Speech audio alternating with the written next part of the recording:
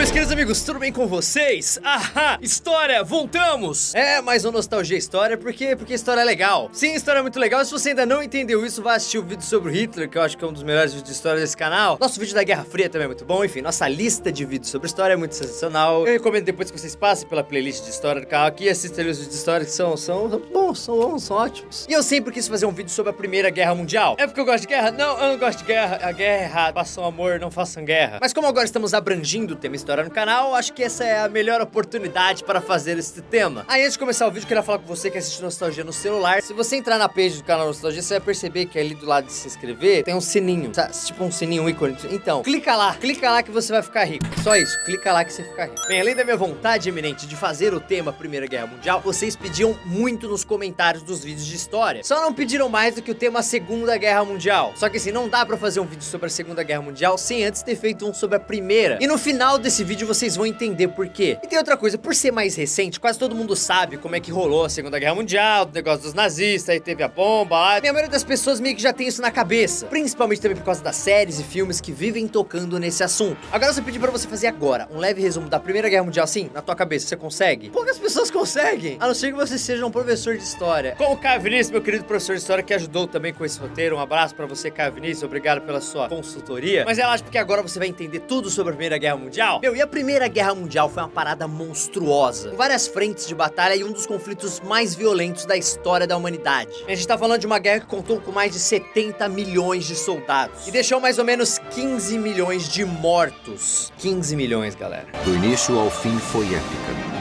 O povo, a batalha, a matança, os erros.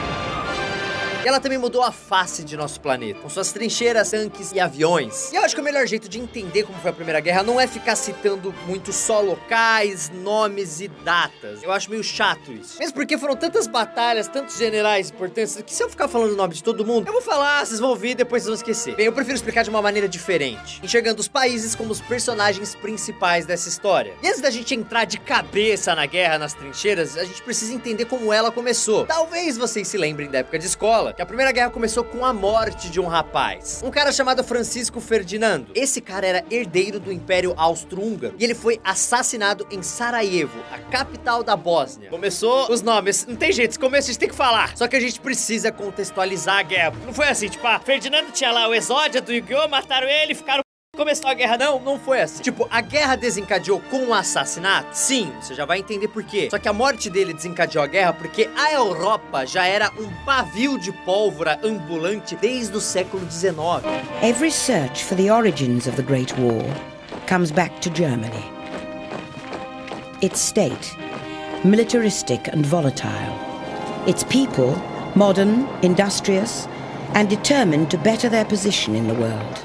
Its generals, obsessed with shows of greatness, but insecure about Germany's status as an imperial power. Então imagina lá a Europa. Um país da Europa. Então, ó, prepara a cabeça. Vamos imaginar a Europa, porque a gente vai entender como a guerra começou. E essa é uma das coisas mais legais. Como ela começou. E cai na prova também. Então é bom a gente entender isso. Então vamos voltar no tempo, em 1871. Ou seja, mais de 40 anos antes do início da guerra, né? A guerra começou em 1914. Já entenda isso, ó. Já sabe a data. 1914, começou a guerra. Que, aliás, não era chamada de Primeira Guerra Mundial, né? Porque eles não sabiam que ia ter a Segunda pra chamar ela de Primeira. Eles chamavam de a Grande Guerra. Então, beleza, vamos voltar pra 1871, voltando, ó, passando os anos, ó, voltei, cheguei.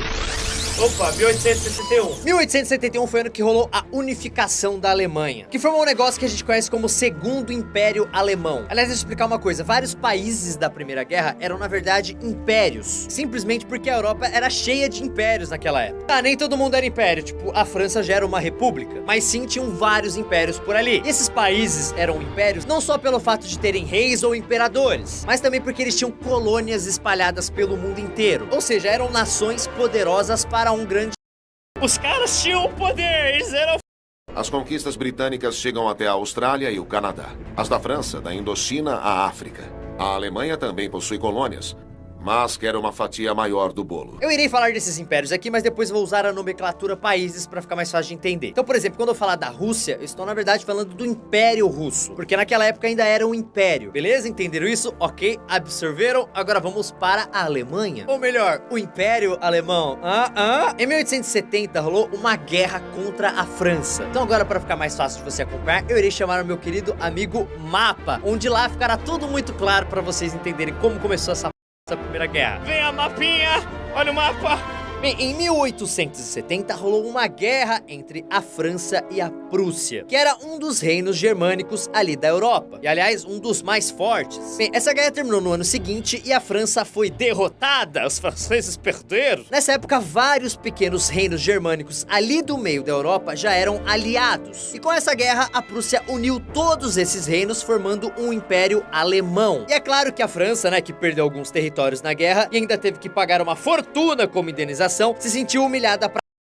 Antes de 1871, a Prússia era um estado dividido.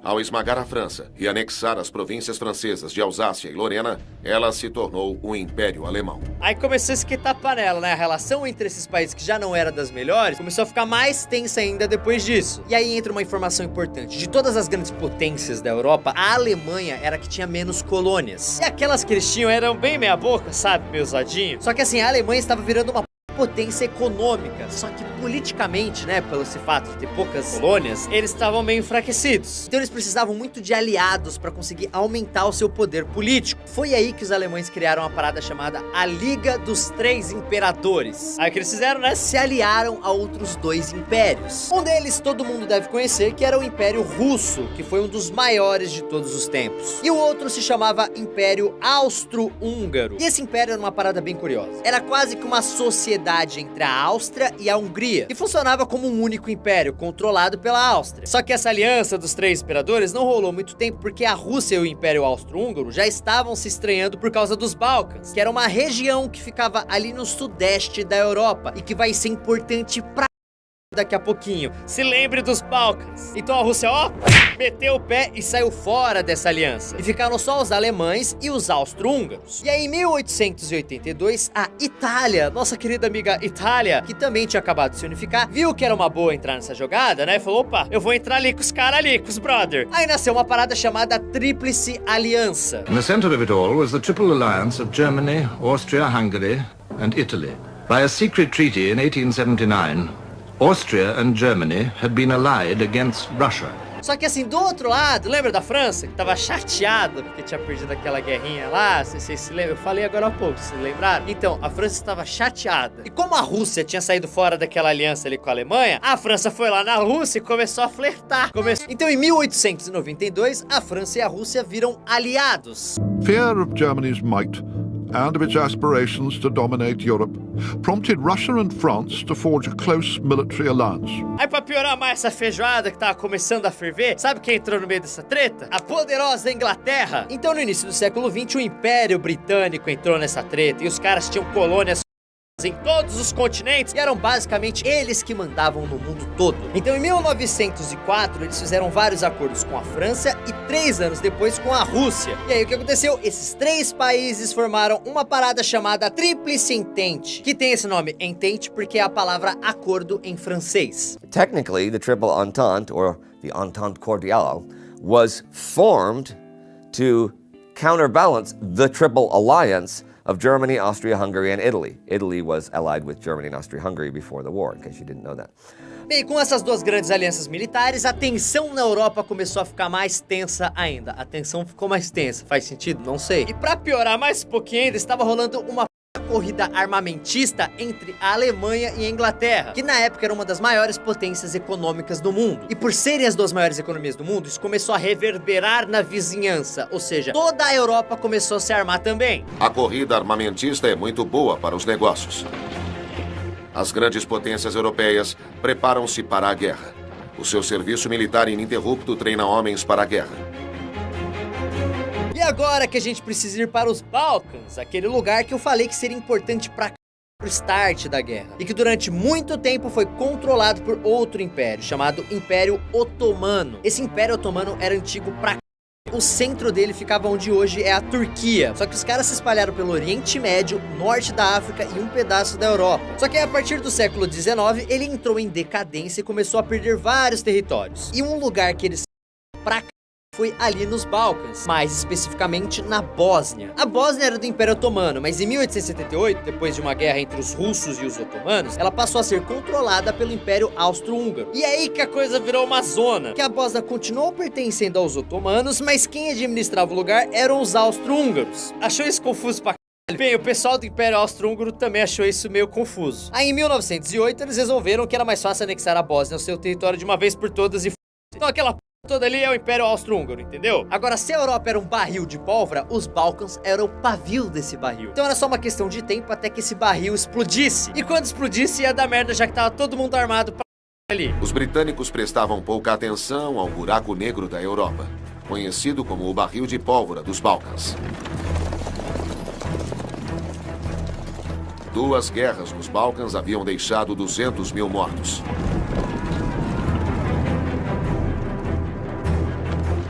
Em 1914, na Grã-Bretanha, essas tragédias distantes foram esquecidas. Então agora vocês já entenderam como é que estava a situação ali na Europa, no início da Primeira Guerra Mundial. Então de um lado tínhamos a Tríplice Entente e do outro a Tríplice Aliança. Só que vocês não precisam decorar esses nomes, que a gente vai usar outros que vários historiadores preferem e que são mais simples. Então assim, sempre que eu falar da Tríplice Entente, que é a Inglaterra, França e Rússia, eu vou usar o termo aliados. E quando eu falar impérios centrais, é porque eu estou falando da Alemanha, do Império Austro-Húngaro e do Império Otomano.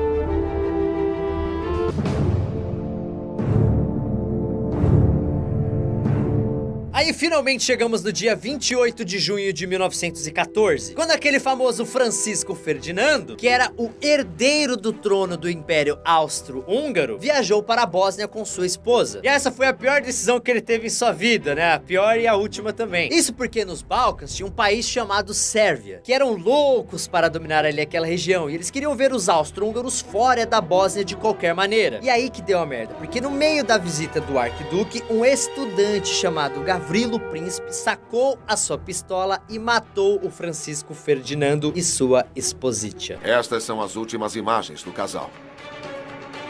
Pouco depois, ao deixar o prédio, eles são mortos com uma pistola. O assassino, Gavrilo Príncipe, é um nacionalista bósnio de 19 anos. E claramente ele fez isso a mando dos sérvios, que inclusive já tinham organizado vários ataques terroristas na Bósnia. Aí pronto! Essa era a faísca que aquele barril de pólvora chamado a Europa precisava para explodir. E aí começou uma parada chamada Crise de Julho, com várias manobras políticas que resultaram na maior guerra que o mundo já havia visto. Então assim, essa Crise de Julho é uma parada insana. Porque assim, tinham vários aliados na Europa. Então quando um entrava em guerra, o aliado automaticamente entrava junto. Ou seja, a Europa foi desmoronando em uma semana. Olha a loucura que foi, velho. Por causa daquele assassinato, a tensão entre o Império Austro-Húngaro e a Sérvia, que já era grande, cresceu a tal ponto que o Império Austro-Húngaro falou: não, quer saber? É guerra, sérvios! Quero entrar em guerra com você, vou f*** vocês! Generais da Áustria há muito procuravam uma desculpa para subjugar a Sérvia. Eles não podem provar que o país é responsável pelos assassinatos em Sarajevo, mas conseguem convencer o seu imperador. O chefe do Estado-Maior austríaco declara: precisamos nos livrar dos sérvios, pois eles vivem mordendo os calcanhares do Império como cobras.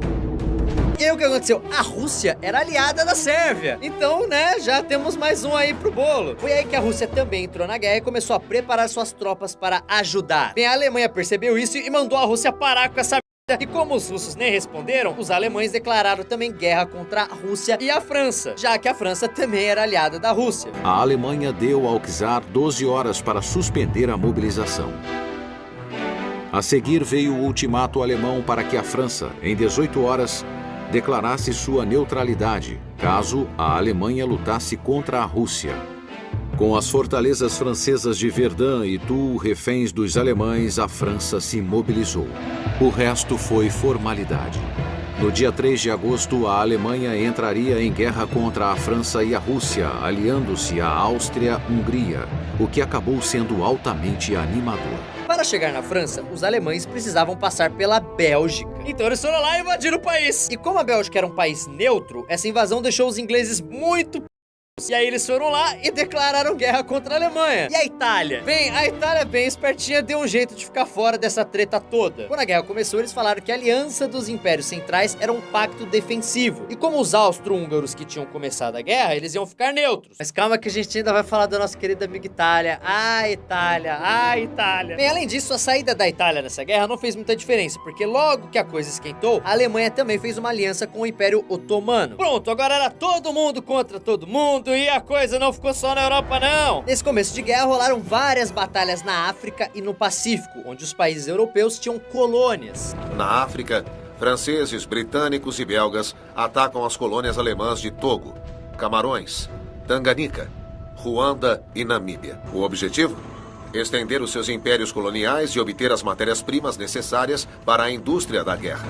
E os alemães começaram tomando um couro, porque em poucos meses eles perderam quase todas suas colônias no Pacífico. Até o Japão, que estava de olho em uma das colônias alemãs, entrou na dança e declarou guerra contra os impérios centrais. Na Ásia, para honrar o seu tratado de aliança com a Grã-Bretanha, o Japão combateu os alemães desde o início. Os japoneses aproveitam a oportunidade para se servir do enclave alemão na China, o porto de Tsingtao, onde existe uma cervejaria alemã que produz uma cerveja conhecida até hoje. Bem, quem também teve uma participação importante nisso foram os exércitos da Nova Zelândia e da Austrália, que estavam jogando do lado da Inglaterra. A Índia, que era a maior colônia inglesa, também teve um papel bem aí. Quase 1 milhão de indianos lutaram ao lado dos aliados nos 4 anos da guerra. Bem, mas o pau estava comendo de verdade ali na Europa mesmo, ali que o bagulho estava forte. E aí que entra o que chamamos da primeira fase da guerra, que é a guerra de movimento. Isso porque entre agosto e novembro de 1914, vários exércitos estavam se movendo pela Europa, indo, obviamente, em direção ao inimigo. A maior parte dessa movimentação foi feita pelos exércitos da Alemanha e do Império Austro-Húngaro. A Alemanha queria pegar a França rapidinho para depois se preocupar com os russos. E os austro-húngaros queriam invadir a Sérvia e resolver a treta deles logo ali. Só que os dois se Os austro-húngaros acharam que iam chegar lá na Sérvia de boa, iam chutar de todo mundo e beleza, acabou, ganhamos nossa parte aqui, agora vamos ajudar a Alemanha. Não, não foi isso que aconteceu. Eles levaram uma surra da Sérvia. Eles até que conseguiram invadir a Sérvia, mas tomaram uma surra tão grande que no final de 1914 tiveram que recuar e sair fora da Sérvia. E os alemães estavam ali, ó, atravessando a Bélgica para chegar até a França. E essa travessia, que na teoria parece algo simples, já que a Bélgica era neutra, foi uma coisa tão bizarra, tão violenta, que ficou conhecida como o estupro da Bélgica. Mano, os alemães tacaram o terror ali. Os caras queimaram prédios, mataram civis pra c... Mano, foi um bagulho insano, uma carnificina. Qualquer um que eles acreditam ser um atirador é capturado e morto. Belgas, franceses e britânicos. E se já não bastasse ter estupro da Bélgica, quando eles chegaram ali na França, começaram a os franceses também, que tiveram que ir recuando. Só que o que aconteceu? Os russos foram e começaram a invadir a região da Prússia, do outro lado da Alemanha. E por causa disso, os alemães tiveram que mandar pra lá vários exércitos que estavam lutando ali com os franceses. E eles até que conseguiram impedir o avanço dos russos ali naquela parte de trás da Alemanha. Só que eles acabaram se enfraquecendo ali no front contra a França. E isso rolou porque a França agora tinha a ajuda do exército inglês. Foi aí que em setembro de 1914 rolou a primeira grande batalha da Primeira Guerra Mundial, chamada de a Primeira Batalha do Mort Francês. Essa foi uma batalha com 1 milhão de soldados franceses e ingleses enfrentando 1,5 milhão de alemães. French artillery units proved to be extremely effective, thanks to the 75mm cannon, which can fire 20 rounds a minute.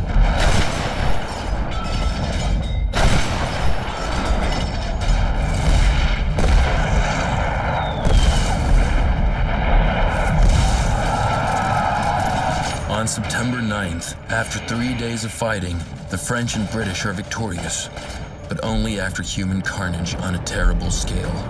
The French historian Marc Bloch, a sergeant at the time, writes, "A severed leg lies on the ground, almost ridiculous in its horror."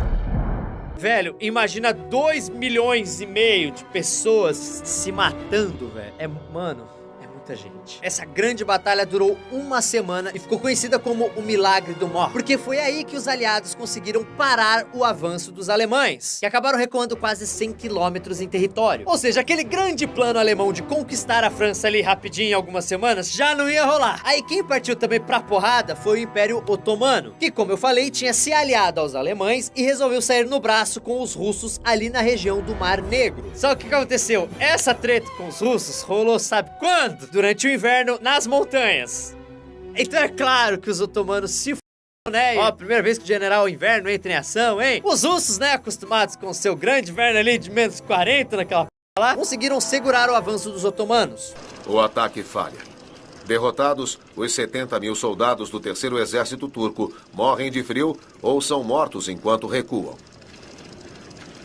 Nem um único muçulmano, nem na Rússia, nem entre os seus aliados, ergueu-se para a Guerra Santa. Então, galera, ó, voltamos para o nosso mapinha, vamos prestar atenção. Já tinham várias batalhas rolando em vários lugares, só que a guerra só estava começando.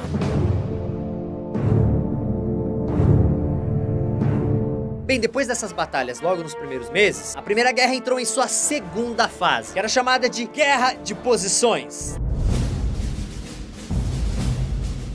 Bem, se antes a gente tinha vários exércitos avançando que nem louco na da Europa ali, agora a parada tinha mudado completamente. Isso porque, especialmente na região da França, os soldados continuavam lutando, mas basicamente no mesmo lugar, nas mesmas posições, ninguém conquistando muito terreno do outro. Isso rolou por causa de uma coisa muito famosa na Primeira Guerra Mundial, as trincheiras. Pra vocês entenderem, nas guerras que rolavam antes, as batalhas tinham a infantaria de cada exército frente a frente, um avançando na direção da outra, sempre com o apoio de cavalaria e artilharia. Mas na Primeira Guerra Mundial, isto mudou. Os soldados começaram a cavar linhas e linhas de buraco, que eram as trincheiras, e eles ficavam ali defendendo aquela posição. Entre as várias trincheiras de um lado e do outro, existia um terreno neutro, chamado de Terra de Ninguém. Cada exército enchia esse lugar de minas terrestres e arame farpado para os inimigos não avançarem por ali. O exército pode avançar. Tropas são massacradas.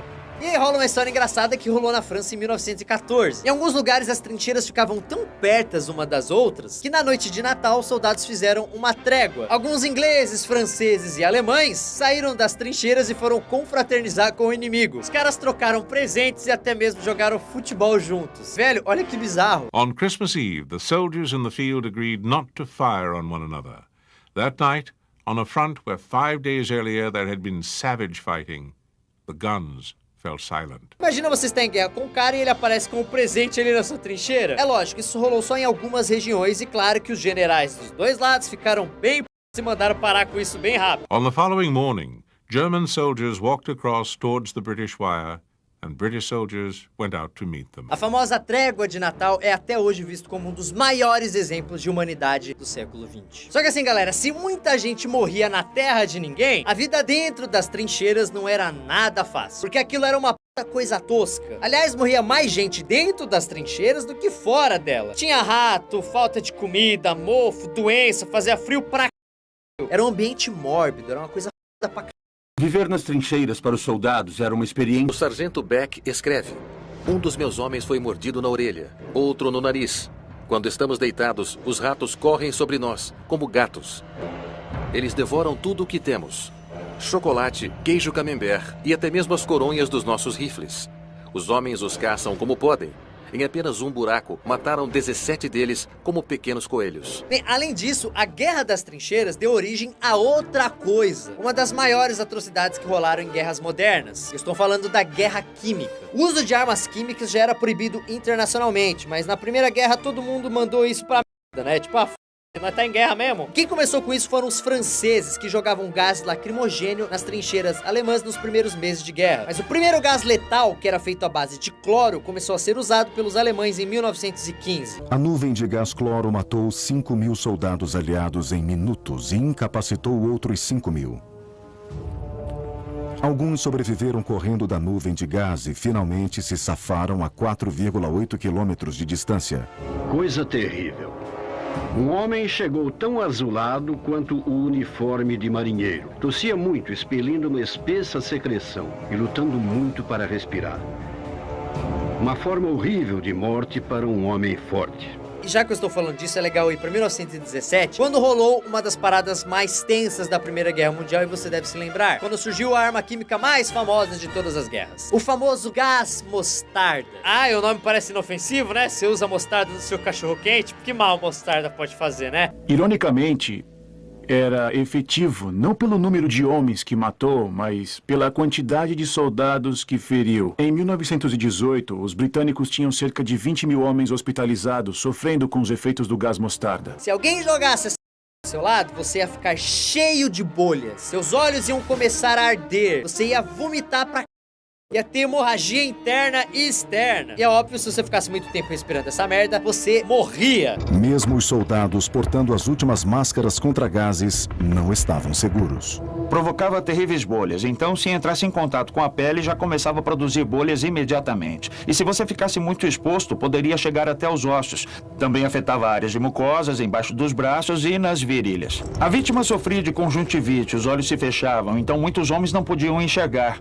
Mas isso era temporário, porém ainda incrivelmente assustador para os soldados que não sabiam se poderiam ver novamente. Só que assim, se na frente ocidental, ali na França, todo mundo ficou dentro das trincheiras, ali por volta de 1915, agora lá pros lados do Império Otomano, o bicho pegou de verdade. Primeiro, os otomanos tentaram conquistar o canal de Suez, fica ali no Egito. Na época era defendido pelos ingleses. Esse canal tem um valor estratégico porque ele permite que os navios naveguem do Mediterrâneo para o Oceano Índico sem precisar contornar a África. Só que esse ataque não deu em nada porque os ingleses que estavam ali no Egito resistiram. Agora o pau comeu de verdade naquela região quando os franceses e os ingleses começaram uma campanha chamada Gallipoli, que tinha dois objetivos. O primeiro era dominar a península de Gallipoli e o Estreito de Dardanelos, que era tipo um portão para os mares da Rússia. O outro objetivo era conquistar a capital dos otomanos, que é a cidade de Istambul, que na época se chamava Constantinopla. Olha só, eu já vi isso daí em documentários. Então essa era Constantinopla? Sim. Então em abril de 1915, vários soldados aliados desembarcaram ali e foram para o pau com os otomanos. On April 25th, 1915, the Anzacs, the Australian and New Zealand forces, together with British and French contingents, are dropped on the narrow beaches. From high on the steep slopes, the Turks fire on them with impunity. Ellis Ashmead Bartlett, the British war correspondent for the London Daily Telegraph, writes, "It is the most ghastly military fiasco in our history. The generals had no maps and a vague idea of the nature of the ground in their front, and no adequate steps were taken to keep the troops supplied.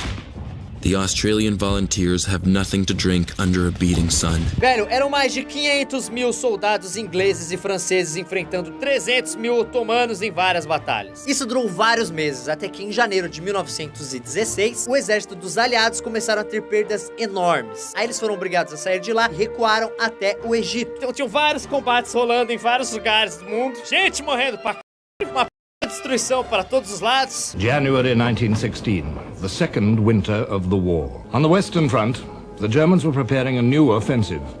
Its code name was Gericht, judgment. An offensive needs supplies.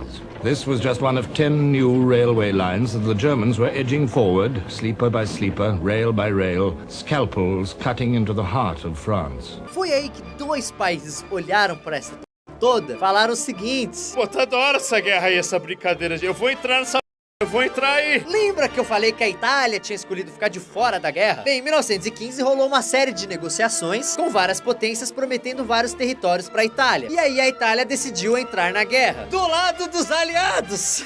Velho, os italianos viraram a casaca e foram imediatamente pra cima do Império Austro-Húngaro, mano. Olha que filhos da p***. A Itália entra na guerra em 23 de maio de 1915. Um poder neutro nos primeiros meses da guerra, não obstante, era aliado da Alemanha. Grã-Bretanha e França prometem voltar à Itália, às cidades de Trento e Trieste, que ainda estão em território austríaco. A Itália muda de lado. Só que no mesmo ano, quem entrou na guerra também foi a Bulgária. A Bulgária ficava nos Balcãs e tinha uma posição estratégica forte. Primeiro porque ela servia como um corredor, ligando o Império Otomano com a Alemanha e o Império Austro-Húngaro. Ou seja, os caras podiam mandar recursos e soldados de um lado para o outro por ali. E ainda mais importante, ela é colada na Sérvia. Aí a Sérvia, que até então estava segurando a invasão austro-húngara, se f***. Os búlgaros, que eram inimigos mortais dos sérvios, marcharam para dentro do país e pronto. a guerra acabou para a Sérvia. Só que podia ter rolado outro final para essa história da Sérvia. Isso porque os aliados tentaram convencer a Grécia para se juntar a eles na defesa da Sérvia. Só que o governo grego estava completamente dividido entre qual lado apoiar na guerra. Rolaram até mesmo conflitos internos dentro do país por causa disso. Só que quando a Grécia finalmente se juntou aos aliados e declarou guerra aos impérios centrais, a Sérvia já tinha rodado e não adiantava mais nenhuma. Ei, Grécia!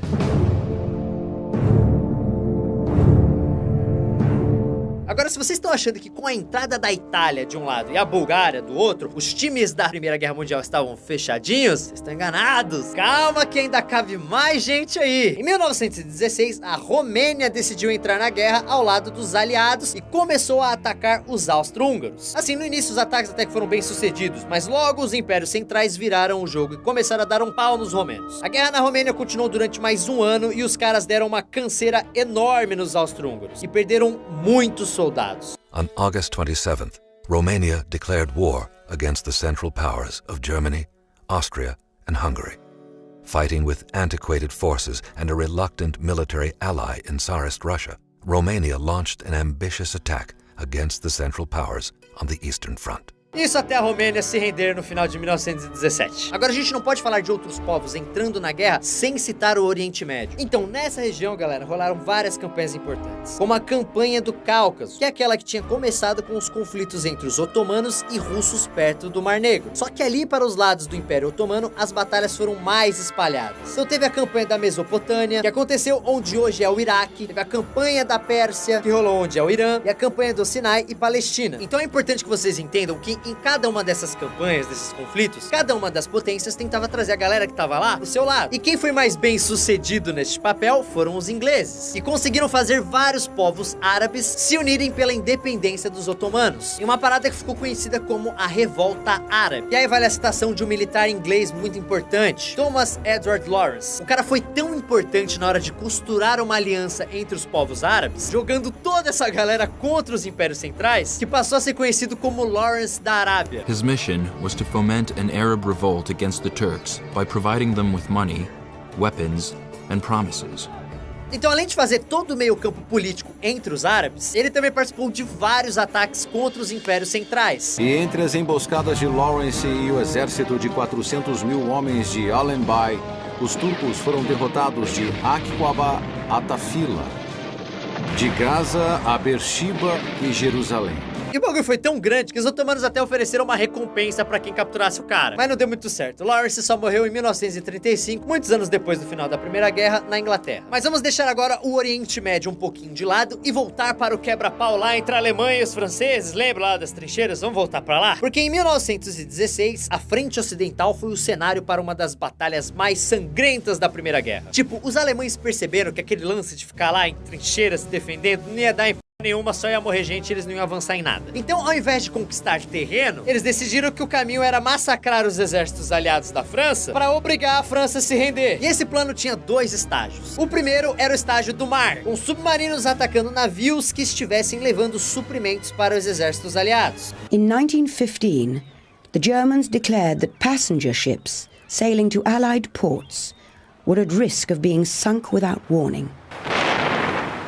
Civilian passengers, too, were now potential targets at sea. E o segundo era bombardear as tropas francesas com artilharia até que eles se rendessem. Só que isso precisava rolar em um lugar onde os franceses não conseguissem recuar, porque a ideia era mesmo trucidar os caras, encurralar os caras, tá ligado? E os alemães escolheram como alvo a cidade de Verdun, que tinham vários fortes ao redor e era um ponto estratégico bem no meio do caminho para Paris. It was one of the most brutal, most sinister battles in military history. The Battle of Verdun. One general's attempt to defeat another with a calculated campaign of wholesale slaughter. A battle which raged for almost a year and placed an entire city under siege. No início, o plano dos alemães até que deu certo e eles começaram a conquistar vários fortes ali daquela região. Mas logo a coisa se equilibrou e os franceses começaram a reagir. Os fortes eram capturados por um lado e recapturados pelo outro. E tudo isso foi rolando debaixo de artilharia, gás tóxico. Foi tipo um inferno na terra que durou 10 meses. On the 25th of February, the mighty fort de Douaumont fell into German hands almost by default. The French mounted a strong and powerfully prepared attack on Fort Douaumont. They got some very large guns themselves, 400-centimeter guns, and they hammered Fort Douaumont into the ground, as it were. The Germans had done the same as the French had done. They had evacuated their troops so that not too many Germans were killed, but the French were able to storm into Douaumont, seize it, claim it, and say to the world, we have reclaimed our fort, we have reclaimed Fort Douaumont, and was lauded around the world. It became the great French achievement of 1916. Só que os franceses utilizaram uma estratégia que ficou muito famosa e que inclusive foi muito decisiva para ganhar essa batalha. E essa estratégia era o seguinte, fazer um rodízio de tropas. Era tipo assim, os soldados iam e lutavam lá no front, né, na frente ali do pelotão lá, tomando chumbo. Só que depois de um tempo eles recuavam e voltavam para descansar. E outras tropas entravam no lugar dos que foram descansar. Ou seja, logo os alemães começaram a ficar desgastados, enquanto a galera da França ainda estava inteirona. Isso aumentou cada vez mais a moral dos franceses. E em dezembro, os alemães foram obrigados a recuar. Depois de quase 6 meses de luta, a exaustão e falta de munição causaram o cessar-fogo em Verdun. A França perdera 500 mil homens, a Alemanha 400 mil. Falkenhayn acertara na sua estimativa, só que estavam longe da vitória.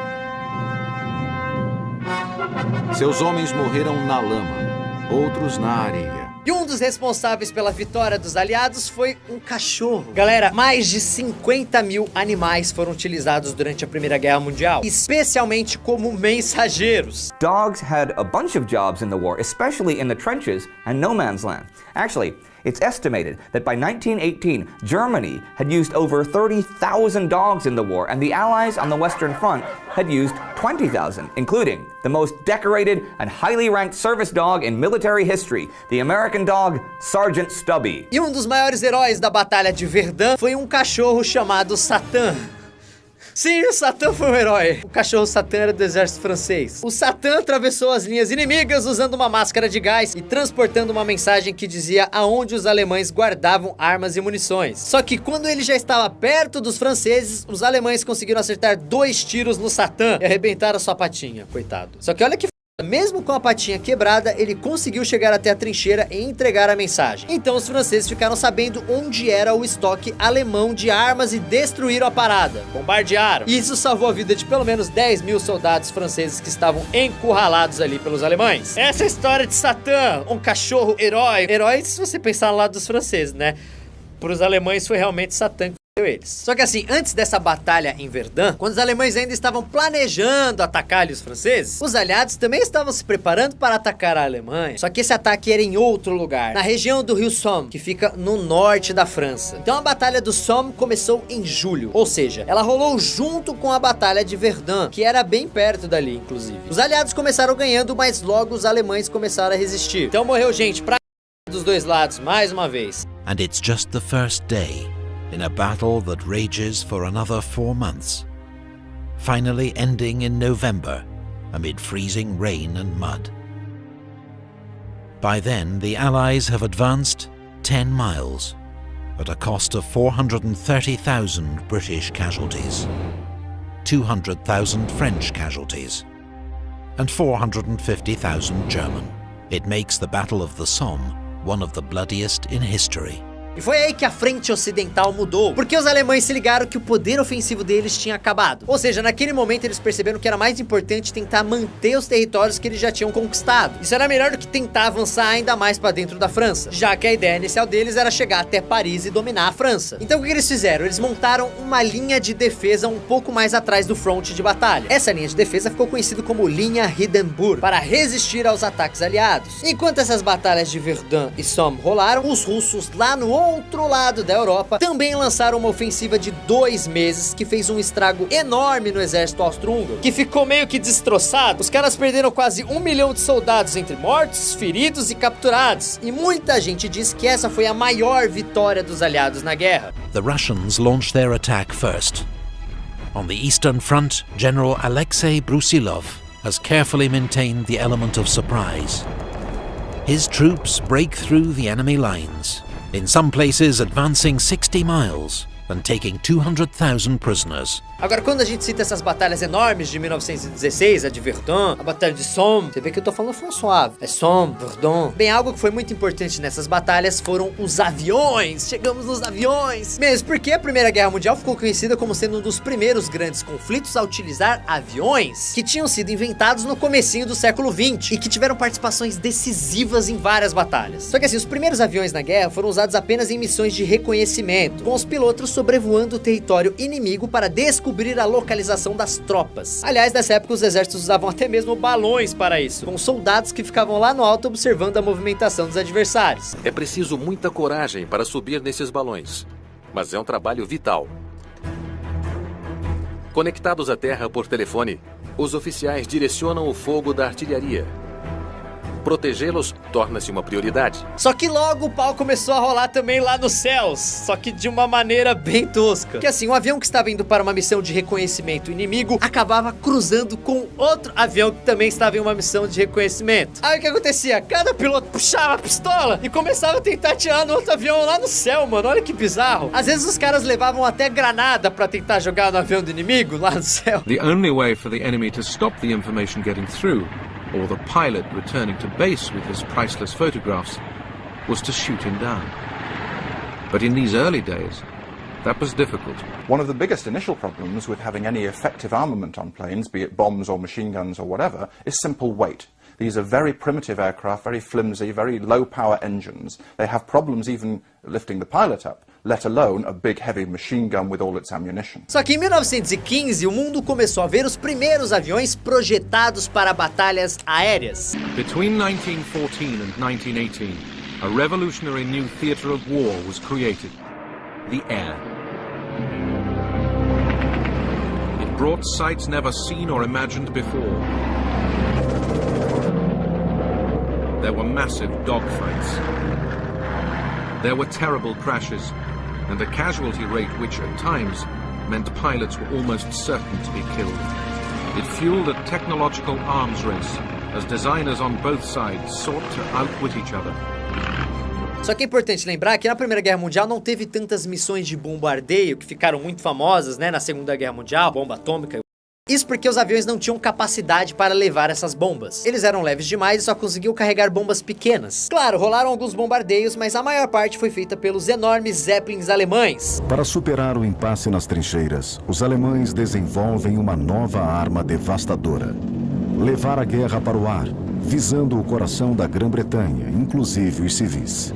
O verão de 1915 estava cheio de ansiedade e medo.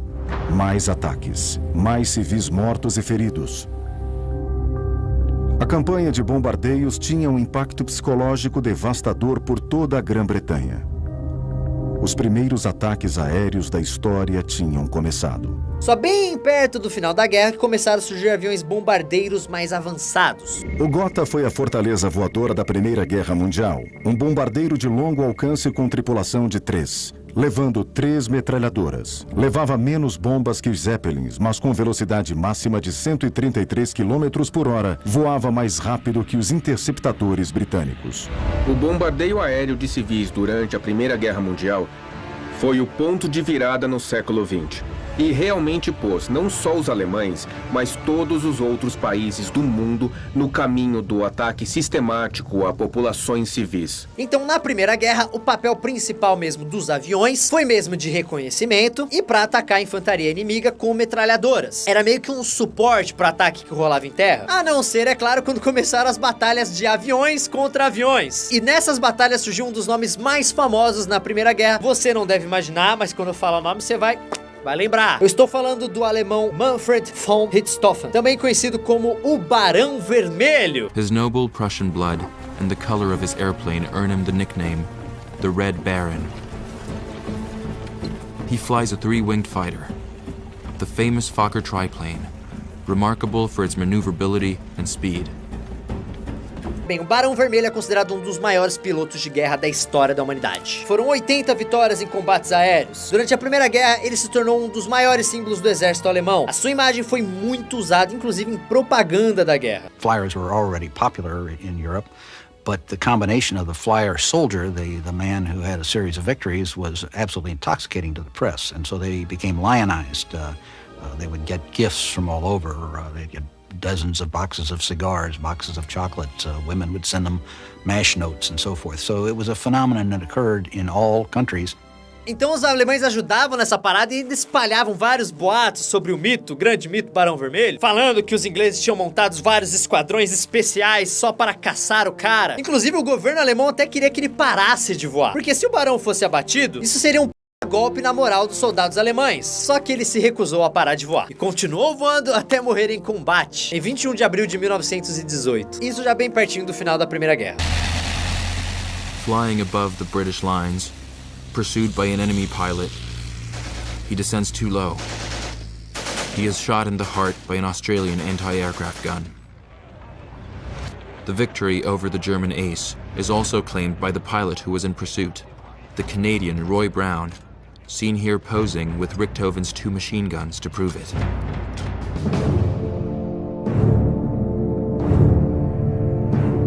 Galera, 1917 foi um dos anos mais importantes para a Primeira Guerra. Bem, não só para a Primeira Guerra, como de todo o século XX. Porque foi nessa época que o Império Russo implodiu. Os russos viviam uma crise interna há muito tempo. Russia. This great Russia that could feed the world was short of food. And very short of other commodities too. There was a scarcity of everything in Russia. Food and clothes and boots and petrol. Paraffin. Discontent was brewing all over Russia. Strikes became commonplace. People from all sections of society questioned the need for war. E é claro que isso ia dar merda. Aí quando explodiu a Primeira Guerra, o povo russo começou a sofrer pra com problemas econômicos e sociais ainda mais pesados. E essa tensão foi crescendo até que em 1917 estourou uma revolução popular e o governo Czar caiu. Em Petrogrado surgiram revoltas e as metralhadoras da polícia mataram centenas. O conflito espalhou-se para outras cidades. O que farei? Perguntava o czar a seus conselheiros. A resposta era: deves abdicar. Foi o que ele fez, e a dinastia Romanov morreu no dia 16 de março de 1917. Para desestabilizar seu inimigo, a Alemanha enviou para a Rússia o arqui-revolucionário Vladimir Lenin, vindo de seu exílio em Zurique. A partir daquele momento, Lenin lançou-se furiosamente em sua luta pela liderança e a Rússia começou a abandonar a guerra. Bem, agora vocês estão pensando, com a saída da Rússia, a Alemanha se deu bem pra porque eles não tinham mais a Rússia pra encher o saco, então beleza. Agora eles podiam ir pra cima com tudo dos franceses e dos ingleses, porque se não tinha a Rússia ia ser mais fácil. Mas não foi bem assim, porque a Rússia saiu. Mas sabe quem entrou? United States of America, Estados Unidos. A bandeira francesa tremula ao lado das estrelas e listras, da bandeira britânica e de faixas que proclamam: o inferno é bom demais para o Uno. De início, os americanos usam um chapéu de campanha, mas logo o trocam pelo eficaz capacete britânico. Mas, mesmo assim, os rapazes são reconhecidos instantaneamente. Eles são descolados e têm sorrisos amistosos. Os franceses os chamam de Samis, referindo-se ao tio Sam. Por sua parte, os americanos chamam os franceses de ranzinhas, porque são conhecidos por comer pernas de rã. Bem, não é muito difícil de entender como os Estados Unidos entrou na guerra. E pra falar sobre isso, a gente precisa falar sobre os combates que rolavam nos mares. E assim, a gente falou mais das batalhas terrestres até agora, porque os grandes conflitos na Primeira Guerra foram com infantaria. Mas a guerra rolava solta também nos mares. Lembra no comecinho do vídeo quando eu falei que tava rolando uma corrida armamentista entre a Alemanha e a Inglaterra, as duas maiores potências? Bem, foi por causa disso que a Primeira Guerra teve também avanços tecnológicos nos mares. HMS Dreadnought was Great Britain's attempt to ensure its naval supremacy at a single stroke. Dreadnought was the world's largest and fastest battleship, capable of reaching speeds of 21 knots. Previous battleships had had a maximum of 2 turrets bearing 2 guns each. HMS Dreadnought had 10 guns in 5 turrets and totally revolutionized naval warfare. Então, quando a guerra começou, os alemães e os ingleses tinham várias embarcações gigantescas, além de destroyers e outros barcos de combate menores. Então o pau comeu em vários lugares, tipo o Mar do Norte, o Oceano Atlântico, o Mar Mediterrâneo e o Mar Negro. A Primeira Guerra teve várias batalhas pequenas nos mares, mas teve também umas batalhas gigantescas. Por exemplo, na Batalha de Jutland, que rolou no Mar do Norte em 1916. On that day, the Royal Navy's Grand Fleet went head-to-head with the German High Seas Fleet. It was the first and only time they would meet in full-scale battle during the First World War. The British had 151 ships, to the Germans 99, and Britain expected an easy victory. The battle only lasted 12 hours, but in that time the Royal Navy came off worse. 14 of their ships were sunk, and more than 6,000 lives were lost. E mesmo durante a guerra, eles continuavam construindo e desenvolvendo novos navios. Tanto que em 1917, os ingleses colocaram pela primeira vez na história um porta-aviões no mar. In September 1918, the British commissioned the world's first practical aircraft carrier, the HMS Argus. What was special about the Argus, what was absolutely special, was that big flat deck. The flat deck meant that an airplane could run up to take off. It meant an airplane could land. That meant that you didn't need float planes anymore. It was called an all-weather carrier. By later standards, it's a joke. It can only operate in fairly calm weather. However, compared to float planes, which were the earlier type of naval aircraft, it was a miracle. E outra coisa muito importante que rolava ali nos mares eram os ataques submarinos dos alemães. A Alemanha não tinha barcos suficientes para fazer frente ao imenso poderio naval britânico. Mas a Alemanha esperava que sua nova frota de submarinos pudesse desafiar a Marinha Real. Até os grandes couraçados tinham pesadas blindagens apenas acima da superfície, sendo vulneráveis a torpedos disparados de um atacante invisível que os atingisse abaixo da linha d'água.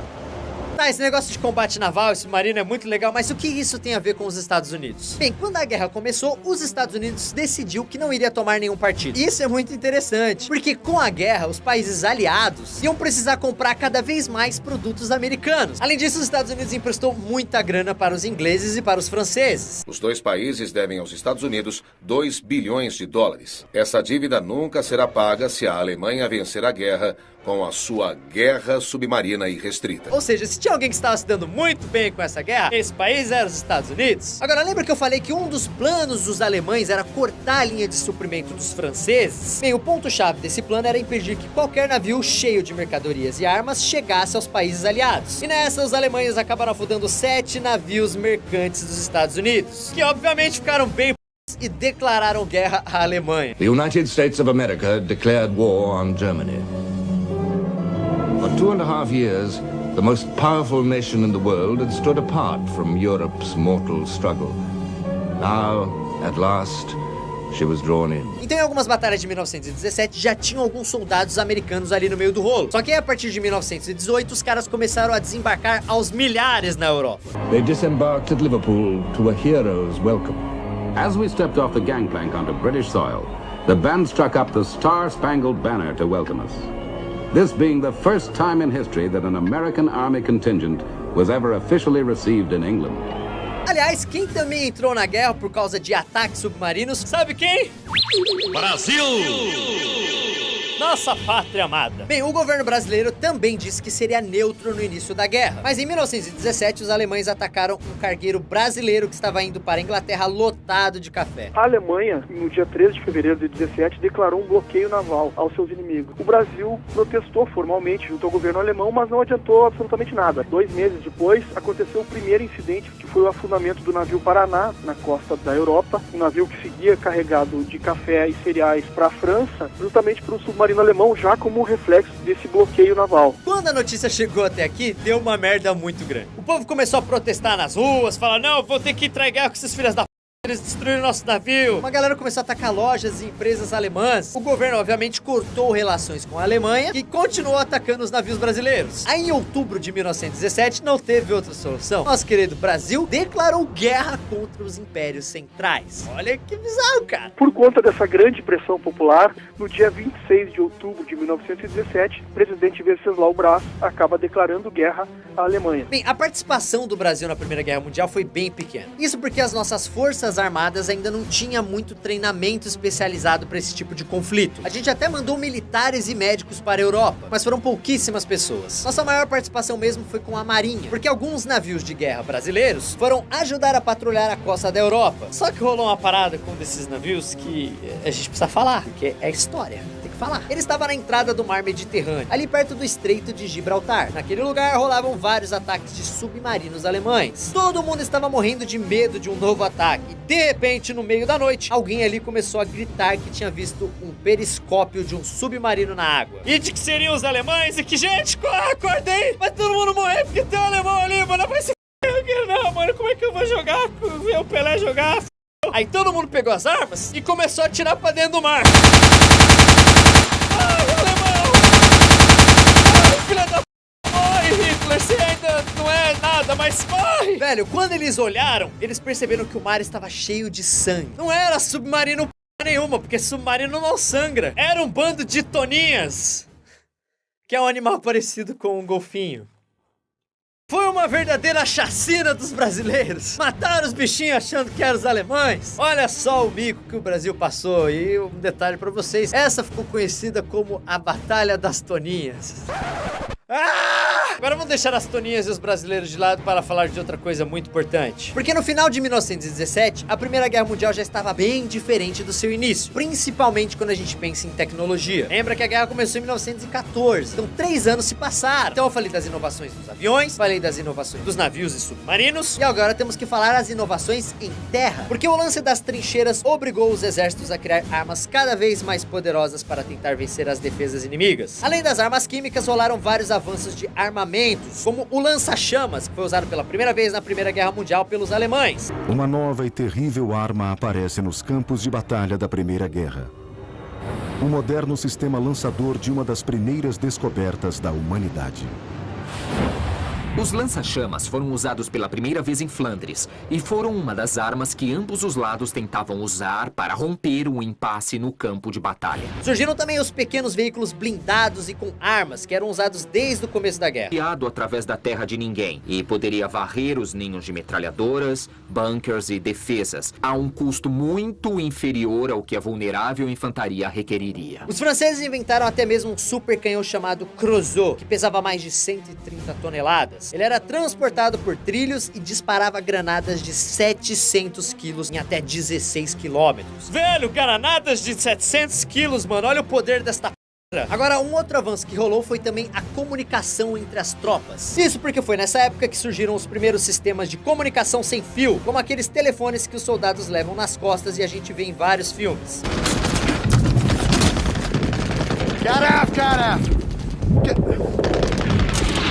Isso mudou muito a cara da guerra. Isso porque, como a comunicação era mais rápida, os exércitos não precisavam mais avançar com centenas de homens. Então começaram a surgir pelotões menores, que se comunicavam entre eles, com cerca de 10, 12 soldados, que eram bem mais ágeis e eficientes. Agora, em 1917, o mundo conheceu um dos armamentos mais famosos da Primeira Guerra Mundial. Um dos mais famosos e um dos mais importantes. Os tanques de guerra. Na verdade, a cair em trincheiras e ficarem entalados. Assim, começaram a adicionar coisas neles que os permitisse cruzar trincheiras. Mas em 1917, os ingleses finalmente arranjaram um modo de usar os tanques na Batalha de Cambrai, e também rolou na França. To cross the trenches, each tank carried a 6-foot-thick fascine, or bundle of brushwood, tightly bound with chains and weighing 1.5 tons.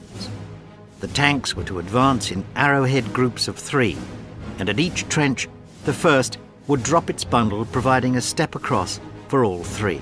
Então, com todas essas novidades tecnológicas, os exércitos finalmente conseguiram superar as defesas inimigas e a guerra parou de ser estática. E isso, junto com a entrada dos Estados Unidos, fez com que a Primeira Guerra Mundial finalmente começasse a chegar perto do seu fim.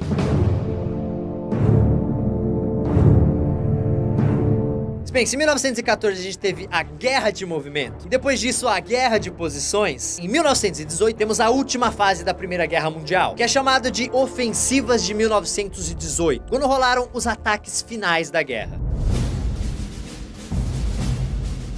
Os otomanos continuavam sofrendo na mão dos ingleses e dos árabes, que apoiavam os aliados na região. Só que em 1918 eles ganharam um novo inimigo, os armênios. Quando o Império Russo implodiu e a Rússia saiu fora, os territórios que eram habitados por armênios fundaram uma república e também declararam guerra aos otomanos. E eles tinham um motivo pra isso, porque desde o início da guerra, os otomanos cometeram vários genocídios em cima dos povos da região de onde ficava o seu império. Sim, galera, teve isso também na Primeira Guerra Mundial, tivemos vários genocídios, e quem mais nessa foram os armênios. Bem, o genocídio armênio é lógico que foi um negócio menor que o Holocausto da Segunda Guerra, quando milhões de judeus foram mortos. Só que eu não quero fazer um comparativo. Teve sim assassinatos em massa e campos de prisioneiros sem comida, sem porra nenhuma. Morreram mais ou menos 1,5 milhão de armênios nisso.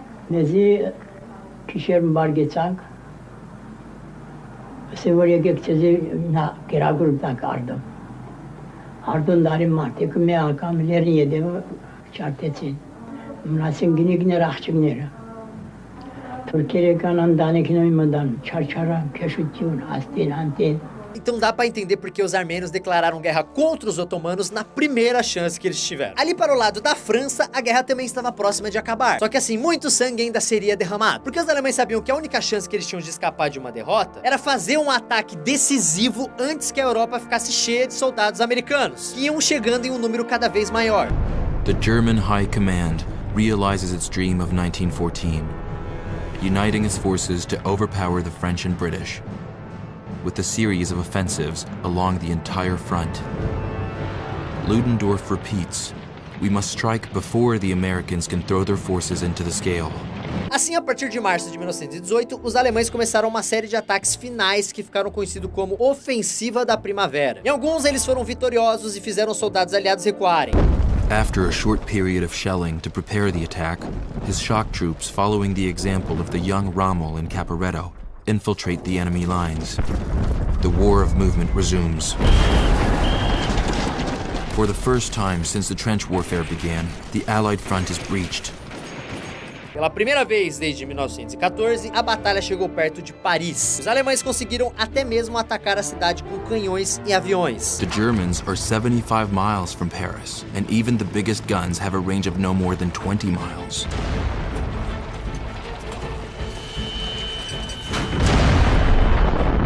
This cannon is indeed 75 miles away.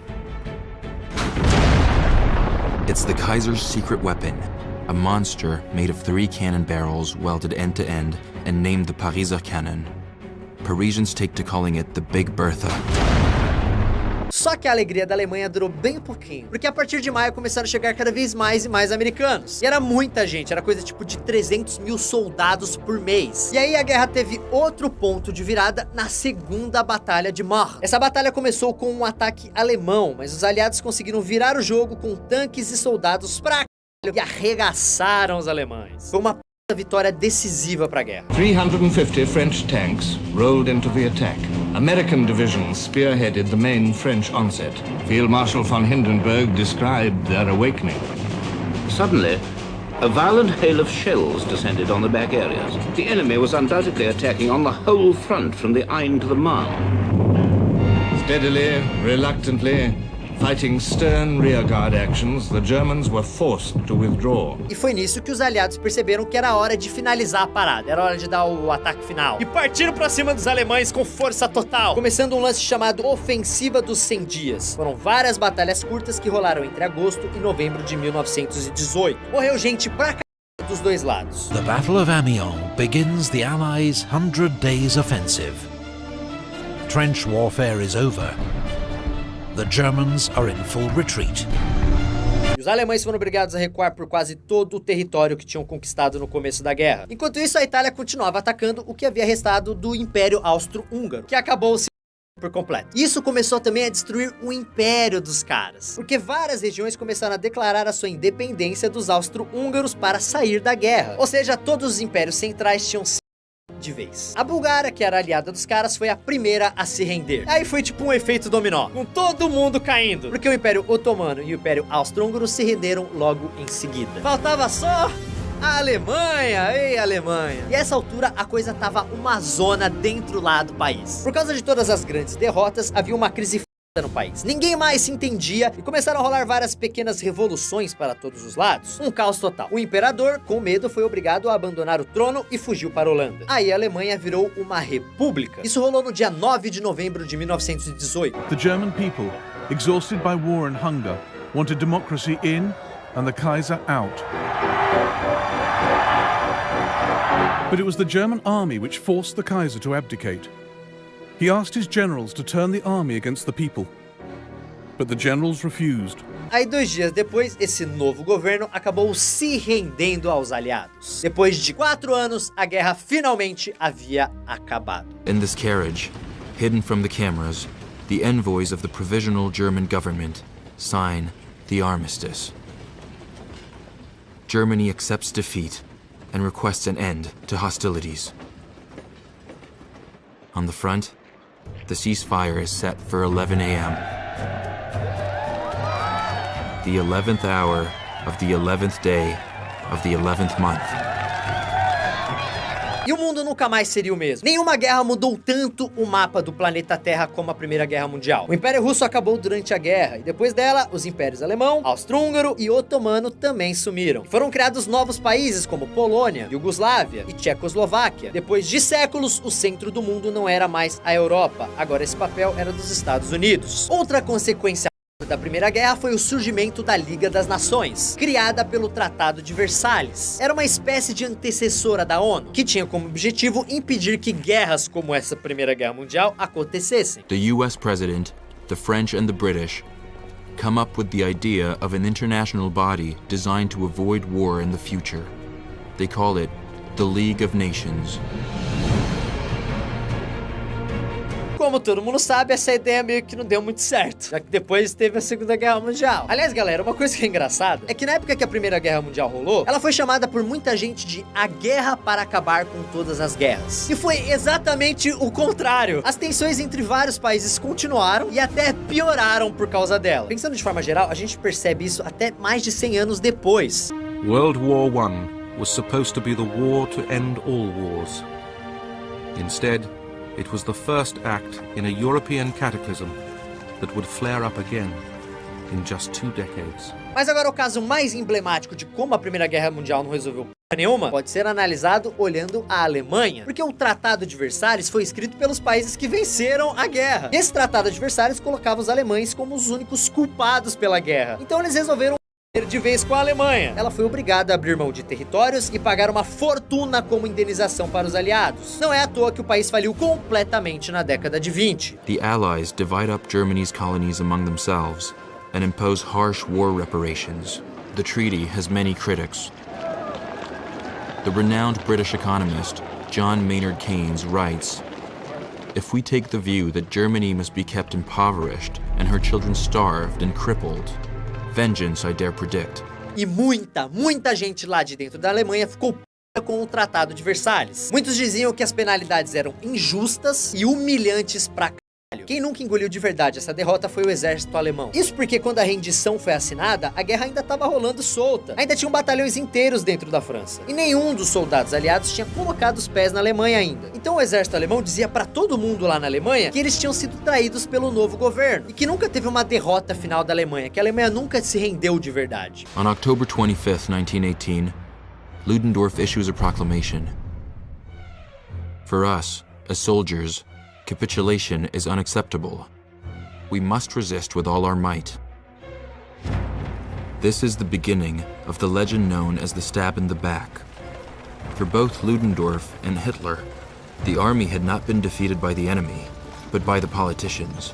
Uma pessoa que pensava exatamente assim era um cabo do exército, que tinha atuado na frente ocidental como mensageiro e que depois de ser ferido por gás de pimenta no final da Primeira Guerra Mundial, começou a se envolver com política. 20 anos depois, esse cara mostraria para o mundo que a Primeira Guerra não foi a guerra para acabar com todas as guerras. Pelo contrário, a Primeira Guerra Mundial foi o início do que seria a Segunda Guerra Mundial, que teve como protagonista o cabo mensageiro que foi ferido por gás de pimenta na Primeira Guerra Mundial, lutando ao lado dos alemães. Es kommt und kam damit die Zeit dieses furchtbarsten Verbrechens am deutschen Volk, der ewigen Auspressung und ewigen Ausplünderung, dieser ewigen Unterdrückung. Und wir haben selbst in dieser Zeit gesehen, wie nun langsam das Leben der einzelnen deutschen Menschen immer tiefer und tiefer sank. Eine Inflation hat dann unser Volk noch erdulden müssen, die Millionen Menschen um ihre Spargroschen beraubte. alles angestiftet und alles gemacht und alles verantwortet von den Männern des Novembers 1918.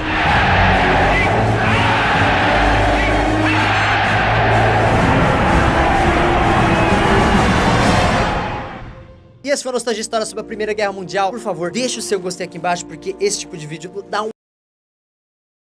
Então, por favor, pelo trabalho que a gente tem, deixa o seu gostei aqui. Não feche o vídeo antes de deixar o seu gostei, antes de se inscrever aqui no canal, porque esse é um estímulo que vocês dão pra gente fazer mais tipo de vídeos dessa maneira. Assista os outros vídeos de história, Nostalgia Hitler, Guerra Fria, Ditadura Militar, e me siga em todas as redes sociais. Eu vou ficando por aqui. Obrigado pela sua audiência. Valeu, Nose Gang. Tamo junto. É nóis.